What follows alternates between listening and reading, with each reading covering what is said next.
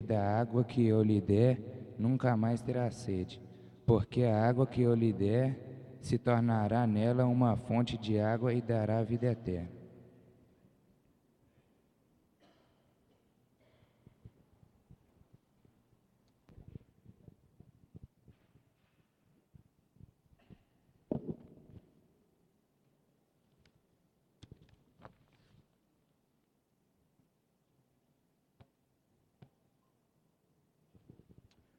Bom dia a todos, irmãos. Que a graça e a paz do nosso Senhor Jesus possa estar com todos. Vamos orar? Oremos. Senhor nosso Deus e nosso Pai, Pai bondoso, Pai bendito, te agradeço, Deus, por esse dia, por essa oportunidade, Deus, essa oportunidade de servir, essa oportunidade de te adorar, Senhor, e aprender mais da Tua palavra. Eu te agradeço, meu Pai, por tudo de bom que o Senhor tem feito por nós, mesmo nós não merecendo, Senhor Deus. Cuida de nós, abra nossa mente, abra nosso coração, tira, apaga todos os pensamentos paralelos que estão na nossa mente nesse momento, Senhor Deus, para que a gente venha voltar o nosso pensamento, o nosso foco somente no Senhor. Obrigado por tudo, em nome do Teu Filho Jesus Cristo, que eu oro nesse momento. Amém. Bom, meus irmãos, hoje eu gostaria de falar com os irmãos a respeito desse encontro entre Jesus e essa mulher samaritana. Um encontro que às vezes a gente acha tão improvável, tão casual assim, que fica até chocado devido ao histórico entre esses dois povos. Então vou falar sobre isso, sobre esse diálogo, sobre essa conversa que Jesus teve com essa mulher samaritana. Quais são as lições que Jesus quis passar para essa mulher e que elas se aplicam na nossa vida nesse momento. Para se iniciar, gostaria de falar a respeito dos judeus e dos samaritanos. Muitas vezes a gente ouve que os judeus têm um atrito com os samaritanos, mas talvez não sejam todos que saibam o porquê. Por que aconteceu isso? Por que os judeus e os samaritanos têm essa rincha, sendo que ambos são o mesmo povo, têm origem do mesmo povo? Tudo começou lá atrás, na época de Salomão. Salomão, quando ele faleceu, o filho dele, o Roboão, ficou no lugar dele para reinar. Até então, o reino de Israel ele era um só. Só que devido a más influências, as decisões de Roboão fizeram com que o reino se separasse. E Jeroboão, que era filho de Nebate, tomou parte do reino. Então o reino de Israel nessa época ficou dividido da seguinte forma: tinham as 12 tribos de Israel, 2 tribos ficaram com Roboão, que é a tribo de Judá e a tribo de Benjamim, e as outras 10 tribos que ficavam mais ao norte ficaram com Jeroboão. Samaria, durante muito tempo, ela foi a capital desse reino do norte, ou seja, era uma região muito importante. Só que aconteceu que essa região do norte ela foi dominada por um rei assírio, e esse rei assírio levou grande parte do povo cativo para a Síria. Alguns ficaram. Então, pessoas da Mesopotâmia, da Síria, outros povos gentios, foram introduzidos junto com esses judeus. E com o passar do tempo, esses povos começaram a se tornando tão grande ao ponto de se tornar um ódio, um desprezo. E os judeus não se davam mesmo com os samaritanos, porque eles consideravam como um povo traidor, um povo que traiu Deus, parou de adorar somente a Deus para adorar os deuses de outros povos. Um pouco antes desse encontro entre Jesus e a mulher samaritana, ele estava na Judéia e ele queria seguir para Galiléia. Só que nesse sanduíche tinha a região de Samaria. Não era o único caminho para se chegar a Galiléia. Haviam outros caminhos que normalmente os judeus preferiam, exatamente para não passar pela Samaria. Mas Jesus ele tinha um propósito com isso, e ele que decidiu que queria passar. Se a gente lê em João 4, no mesmo texto que o Felipe leu aqui, no verso 4, eu sou samaritana, o seu povo odeia a gente. Jesus, filho de Maria e José, judeus. Descendente de Davi, judeu. Não, ele queria ser sendo samaritana. Jesus ele responde de uma maneira que a mulher não entendeu. Ele fala: se você conhecesse o dom de Deus e quem que está te pedindo, quem é Jesus, quem sou eu que estou te falando contigo, você que me pediria água. O dom, quando Jesus fala do dom aqui, no grego, a palavra aqui, quando a gente fala dos dons, em 1 Coríntios, esse presente que Deus queria dar de graça, que Jesus estava falando com essa mulher. A mulher, ela foi um pouco cabeça dura, né? Com Jesus ali na frente dela, falando de Deus, falando do dom de Deus, falando da água viva, da água viva que pode brotar do interior, e a mulher perguntando como que ele vai tirar a água viva do poço dos irmãos, dos familiares. Sabe, Deus usando essa pessoa como um instrumento, falando, não faz isso, não vai por aí. Onde você está indo, você não vai encontrar o que você realmente precisa, só em Deus você vai conseguir. Não adianta você ficar correndo atrás, buscando sentimentos, sensações ou coisas para complementar algum vazio que você tenha. Você pode até achar que com coisas materiais você vai conseguir, mas às vezes esse vazio é espiritual. A gente perde muito tempo desse curto momento que a gente está aqui na Terra correndo atrás do vento. Correndo atrás das coisas, conquistando, a gente até conquista, mas às vezes a gente não fica nem satisfeito. A água do poço, que é a água do mundo, ali estava representando o mundo, vai ter sede de novo. Que somente a água que Jesus dá é a água que nos refresca, nos refrigera para sempre. E Ele quer nos dar essa água de graça.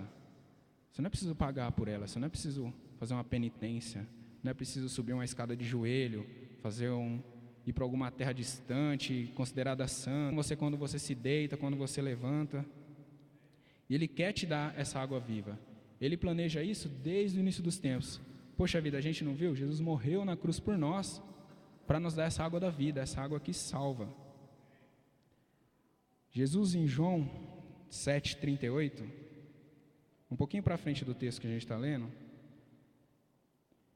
João 7,38 diz o seguinte: quem crer em mim, como diz as Escrituras, do seu interior fluirão rios de água viva.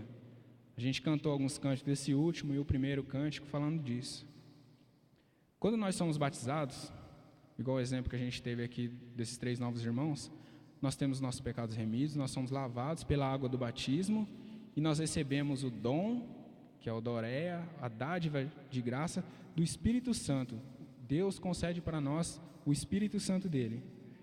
E é esse Espírito que Deus está se referindo quando fala que do interior fluirão rios de água viva. Por quê? Porque o Espírito Santo de Deus passa a viver dentro de nós e passa a fluir de nós.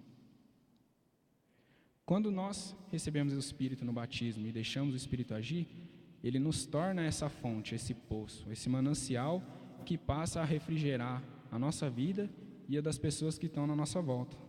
Passa a matar essa sede espiritual. E é chamado de água viva porque o Espírito passa a viver e fluir de nós. Por isso que Jesus diz águas vivas. Sabe, as lições da palavra de Deus, elas são atemporais, elas não se perdem com o tempo. E pode passar o tempo que for, né? Que elas parecem que são tão atuais. E nesses tempos aqui de crise hídrica, água faltando, tudo mais, essa comparação de Jesus quando diz sobre a água viva não podia estar mais atual, não podia chamar tanta atenção nossa quanto nesses dias. Se a gente já sabia da importância da água, né? Muito mais agora que ela está faltando. E a gente vê tanta gente aí fora buscando outras formas de matar essa sede, às vezes procurando alguma terapia alternativa, horóscopo, médium, fazendo meditação em pirâmide, fazendo romarias, procissões, e até mesmo para as pessoas que estão buscando a Deus mesmo, tem esse intuito. Infelizmente a gente vê tantas fontes religiosas aí fora, jorrando água contaminada e lama, né? Mas o verdadeiro refrigério vem só de Deus. Nós temos essa sede de Deus porque nós viemos de Deus. Salmo 63:1, não precisam abrir lá, Davi diz: ó Deus, Tu és meu Deus forte, eu te busco ansiosamente. A minha alma tem sede de Ti, e o meu corpo Te almeja numa terra árida, exausta, onde não há água. Jesus é essa fonte. Jesus é essa fonte inesgotável dessa água da vida. E somente Ele que oferece essa água que nos dá vida realmente e que nos limpa dos pecados. Quanto mais nós queremos buscar Jesus, mais Jesus nos oferece. E quanto mais Jesus de coisa, é amor, aceitação, prosperidade, felicidade, mas eles não satisfazem por completo. Quando o nosso poço está secando, sabe, a nossa alma está se esvaziando, a gente precisa voltar os nossos olhos para Jesus. E até mesmo quando a gente acha que o nosso poço está transbordando, também precisamos voltar os olhos para Jesus, para não perder o foco. E Jesus tem um compromisso eterno conosco. E Ele quer nos conceder isso de graça. Às vezes a gente pode pensar, tá, é de graça, mas para mim receber o dom do Espírito Santo e passar a ter do meu interior esse rio de água viva, eu preciso me batizar. Mas eu quero falar, os irmãos que já se batizaram sabem disso, mas quem ainda está com esse intuito, se batizar não é o preço. Não é o preço que você paga pela salvação. O preço que a gente já pagou é de ficar longe de Deus. Do pecado está separando a gente. Então, essa oportunidade da gente poder voltar aos braços do Pai não é um preço, é uma bênção. A gente não tem que ver dessa forma. Salmos 42, versos 1.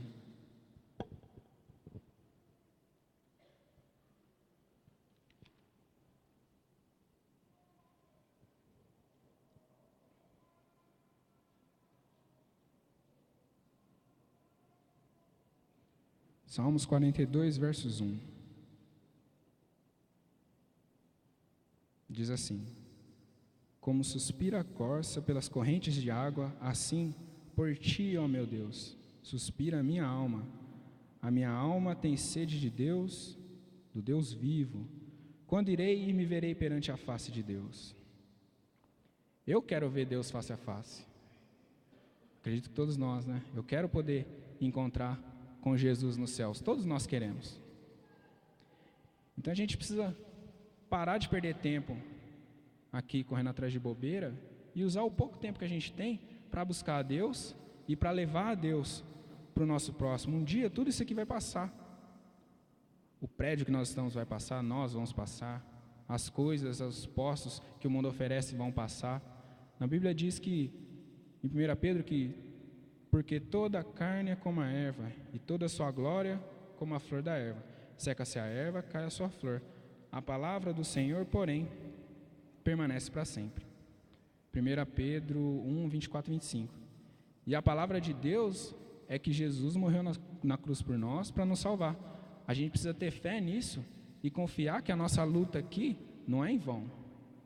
A gente tem que acreditar nisso. Deus tem preparado alguma coisa maravilhosa para a gente. Eu queria chamar os irmãos a imaginar uma coisa. Vocês já pararam para olhar as belezas desse mundo que a gente está aqui? As belezas naturais, as montanhas, os mares, os rios, as florestas, ver tantas flores, tantos cheiros, sons, cores, animais tão fantásticos. E quantos dias Deus usou para preparar esse mundo? 6 dias, né? Quanto tempo Ele já não está preparando? Mas eu quero incentivar os irmãos. Não desista da luta, persevere até o fim. E deixe Deus, o Espírito Santo, trabalhar na sua vida para do seu interior fluir um rio mesmo. Uma cachoeira, assim, uma foz do Iguaçu de águas vivas para todos que estão à nossa volta. E quem ainda não tomou essa decisão, também não perde tempo não. A gente não sabe o que vai acontecer agora na nossa vida, daqui 5 minutos, quando a gente sair da porta ali ao lado. Não perca esse tempo. Que Deus seja louvado.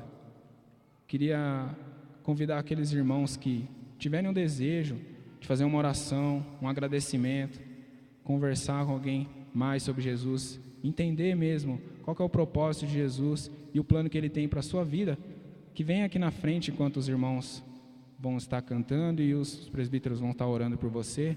Não fique acanhado não, venha assim, e que Deus seja louvado na nossa vida e glorificado em todas as atitudes que a gente tiver. Amém?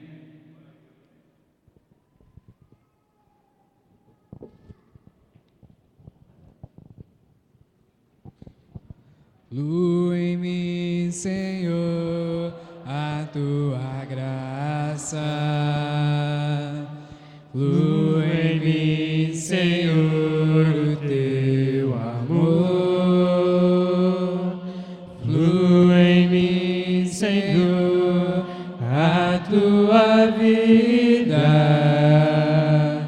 Flui em mim, Senhor, o teu perdão.